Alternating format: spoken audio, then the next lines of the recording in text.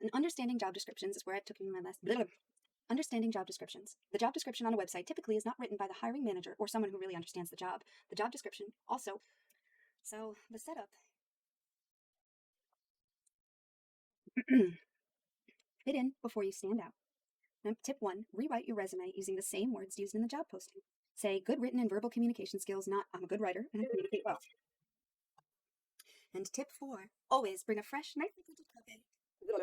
And tip 4, always bring a nice, fresh. And tip 4, okay. And tip 4, always bring a nice, freshly printed copy.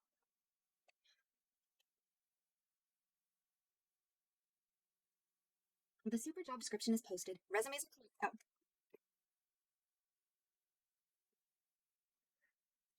the phantom job listing syndrome. I think he toyed with my setting. Okay.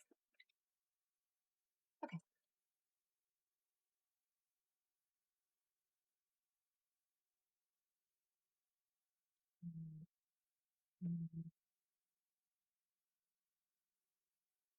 I'm fucking with my hair, I'm fucking with my hair, I'm fucking with my hair, making it look good over there.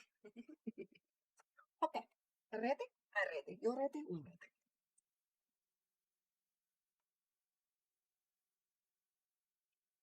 This is a gravity problem. This, this, this, this is a gravity problem. This is a gravity problem. You can't do anything about it. This is a gravity problem. You can't do anything about it. This is a gravity problem. You can't do anything about it. This is a gravity problem. You can't do anything about it. This is a gravity problem. You can't do anything about it. If you want to go after one of those, that's how this works. It's a wonderfully happy. It's a wonderfully happy accident that is the very best techniques. And the answer, good question, important question. And the answer is surprisingly simple. Good question, important question. Most of the time, the people do the talking.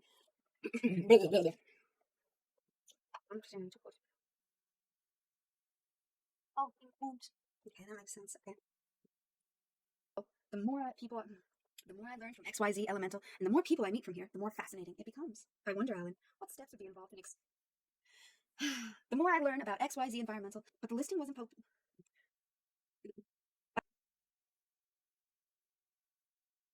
Oh, and one more thing about Kurt's story. The final interview at the company where he's. Oh, and one more thing about Kurt's story. The final interview at the company where he now works with his 5-person board of directors. Oh, and one more thing about Kurt. So why not practice on something as inconsequential as a job that you don't have at the moment? Um, it's one of the greatest skills that we get. It's one of the greatest skills we get, and it's a true blessing for those who actually can communicate. Forget. Every domain of human endeavor is held together by a web of relationships between people, real people. Network is more of a noun than a verb. The point isn't to do networking. The goal is to participate in the network. Simply put, it just means to enter into a particular community that's having a particular conversation. The web is fabric that undergrinds and the web is the fabric that undergirds, contains, and holds together that part of the society. The Stanford network. Most individuals have both a professional network of colleagues, a personal network full of friends and family. Most common way for people to be introduced across professional networks is by referrals from personal networks. This isn't favoritism, it's communicable behavior. Speaking.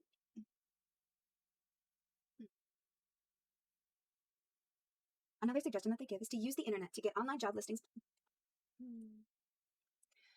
You have to convince the person or people in charge of filling that job that you are the job description. Okay. That you are the job description or the person. But when you are looking for an offer rather than a job, your goal switches from getting. Are you okay? What was it?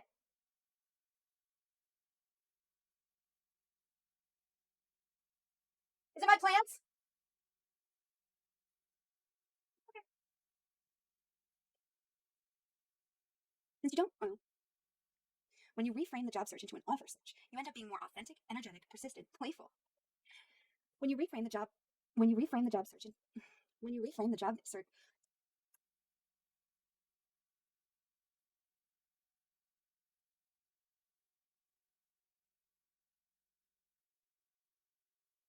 The next dysfunctional belief they have listed is I'm looking for a job.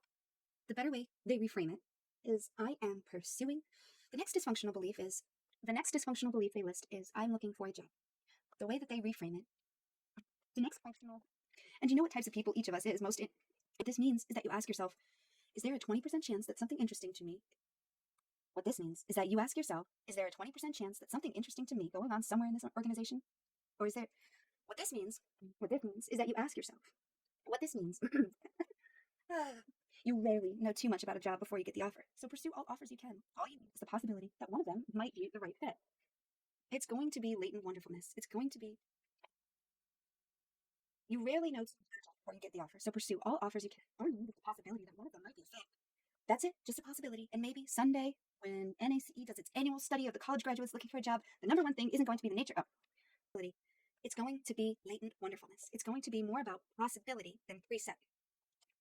It's going to be latent wonderfulness. It's going to be more about possibility than preconception. It's going to be latent wonderfulness. It's going to be more about possibility than preconception. Kurt entered into genuine conversations and he found a good job that he's been able to build into a good career. You can do the same. You can do the same. We know this is hard. We know this is a lot of work and it's sometimes scary, but it's also incredibly interesting. And the only way we know how to crack the hidden job, restart. Which approach do you like better? Which approach do you like better? Really?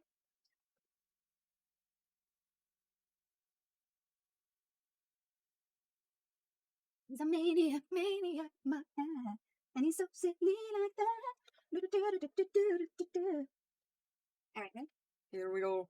Here we go. The next chapter. All right, here we go. Not so much by making the wrong choice. That's a risk, but frankly, not a big one, and you usually recover from it. But as by thinking wrongly about your choosing. Wait. Okay, let's go back. On the flip side, choosing well almost guarantees a happy living. On the flip side, life design choosing process. In life design, choosing process has 4 steps. First, you gather and create some options. Then you narrow down your list to your top alternatives, and then you choose. And last but not least, you organize over those choices. In life design, next chapter, the life design choosing process. In life design, the choosing process has 4 steps. First, gather and create some options. Then you narrow down your list to 2 or in life. Next chapter, the life design choosing process. In life design, the choosing process has 4 steps. First, you gather and create some options. Then you really? That's what we do that? Okay, we're doing it from now on. And second, that we can't deal with too many of them. We're attracted to having alternatives, but our modern culture almost idolizes options for their own sake. The key is to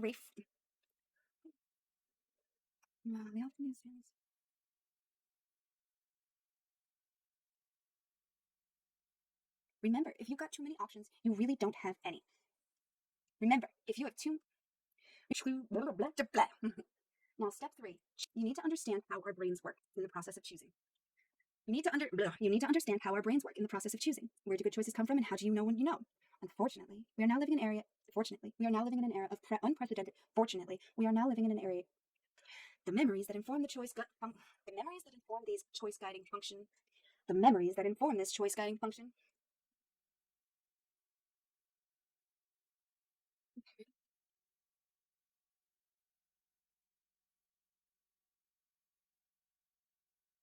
The memories that inform this choice guiding function in our brain, Dr. Goldman refers to as the wisdom of the emotions. By this, he means the collected experience of what has and hasn't worked for us in life. The memories that inform this choice guiding function in our brains refers those good old gut feelings. Remember, the default response of being stuck in a decision. Remember, we defined discernment as decision. All right, forget that. We're gonna stop at choices first. Because she learned to listen to her knee, she was able to make better. Because she learned for centuries, the most commonly referred to process of practice works give you the reason practices work to give you better access to your best wisdom in discerning a good decision relates so I gotta get it gone because I'm in an addict. Okay, ready? Ew, my hair tastes like salt. Does it look good when I do this? Okay. Can you see my poster? Are you looking at my poster, bro? Bro, you looking at my poster? No, I don't look at my poster. It's my poster. It's not your poster. All right. I'm not putting that in the. Oh, maybe I will. Who cares? My nose hurts. It's been hurting. All right, here we go.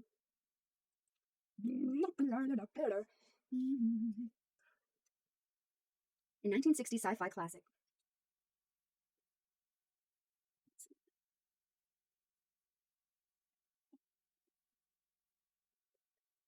In his his 1960s sci-fi classic Stranger in a Strange Land, Robert Heinlein invented the word grok to describe a way of knowing that Martians imply.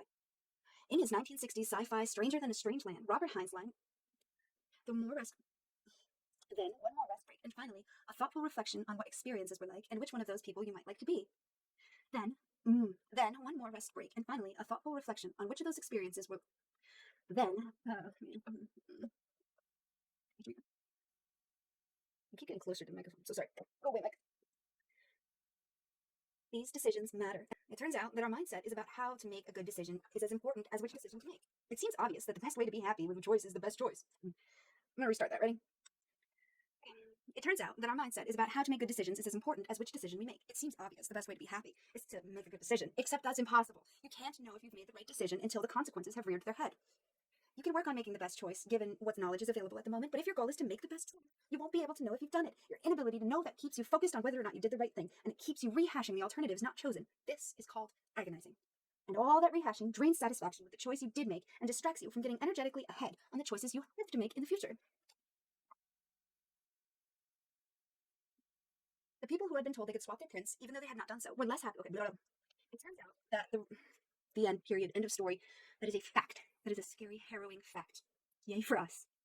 Do yourself a favor. Hold on. I'm gonna pull your eye, huh? I'm gonna pull your eye, huh? Go pull your eye, huh? Whoa, you are dark. Okay. Okay, ready? Okay. I'm happy now. For your sake. Letting go. This letting go step relies remind blah blah blah blah blah blah blah blah. This letting go step reminds. I wish I could show you, but they're really light. You can kind of see a little bit. Yeah, hearts. They're little pink hearts. See, there's one little pink hearts. They're very light. Dysfunctional belief. Happiness is heavy. The reframe. Happiness is letting go of what you don't need. I love that. Mere. Okay, let's pretend. Go into the future a little bit.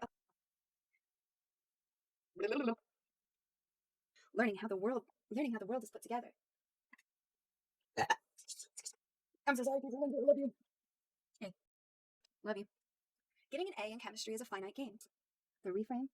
Life is an infinite game with no winners, and it'll never have a loser so long as I choose to perceive so. And the reframe is life is an infinite game with no winners and no losers. Now, we do believe, and we've seen it in others and lived it ourselves, that we can. Okay,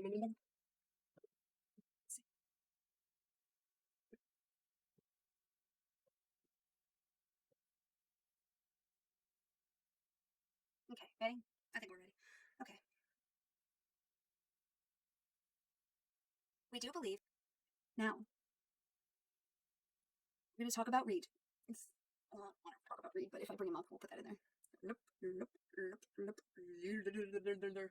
Stretch! A stretch! What the shot stepping? It's not. I'm just going to say it's not. I'm not putting that in squeaky squeak shot, but. Okay, so here is the word.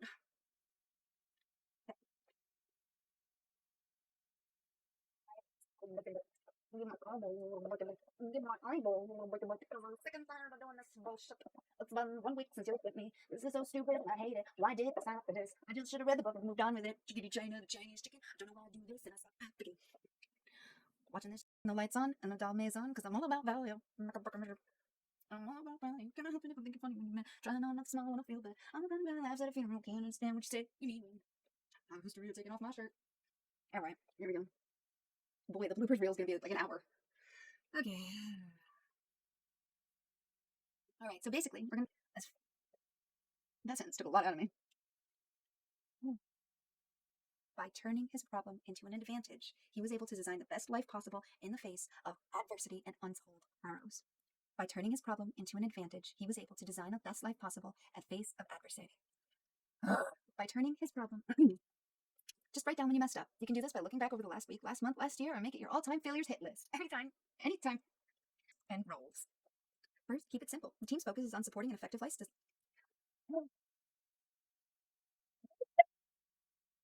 I quit smoking, sorry. Team roles, but we'll wager that none of what you learned or unlearned in your sojourn through this book, as disruptive or obvious or unsettling or enlightening But we'll wager that none of what you learned or unlearned in your sojourn through this book with us, as disruptive or obvious or upsetting or enlightening as it may be, will actually turn you into a different person. We anticipate that it will just make you more like you. That's why it's good design. That's what good design always does. And just so you know, the very end of this book, I believe that's it. We did it. We got to the end. This was one of the toughest books I got to enjoy in a long time. One of the most rewarding books I got to enjoy in a long time. I'm very grateful for anybody who stuck with me through the end. This is one of the most amazing things you could have done for me.